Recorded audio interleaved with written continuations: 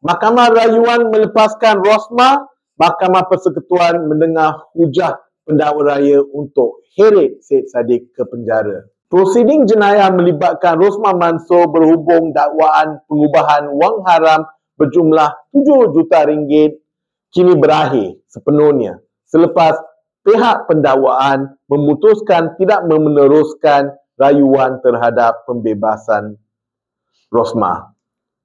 Rosmah adalah isteri kedua kepada bekas Perdana Menteri Najib Razak yang masih di penjara Kajang. Pejabat Peguam Negara tidak memberi sebab kepada Mahkamah Rayuan.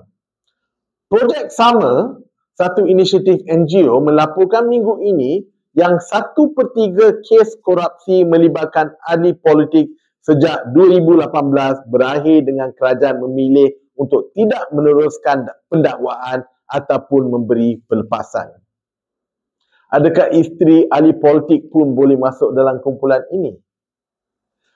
Penyokong Rosmah tidak boleh gembira untuk tempoh ini kerana idola mereka masih merayu di Mahkamah Rayuan terhadap sabitan bersalahnya serta hukuman penjara 10 tahun dan denda 970 juta ringgit dalam kes rasuah yang dikaitkan dengan projek tenaga hybrid solar 1.25 bilion ringgit. Manakala di Mahkamah Persekutuan, bekas Menteri Sukan Syed Saddiq Syed Abdul Rahman menghadapi hadangan terakhir untuk membebaskan dirinya daripada tuduhan korupsi. Sebelum ini, Syed Saddiq didakwa di bawah Seksyen 403 Kanun kerana menyalahgunakan RM120,000 daripada akaun Maybank Islamic Berhad Armada Bumi Bersatu Enterprise dengan memaksa Rafiq Hakim Razali melupuskan dana tersebut antara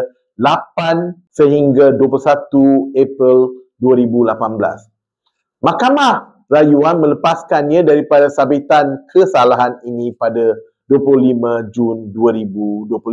Kini ini adalah rayuan daripada pihak pendakwa raya. Timbalan pendakwa raya Ahmad Akram Garib membuat hujah di Mahkamah Persekutuan semalam. Sekiranya Syed Saddiq dilepaskan, ini akan membuka ruang lebih luas kepada pihak lain termasuk ahli politik untuk mengalihkan wang derma ke dalam akaun masing-masing dengan halal.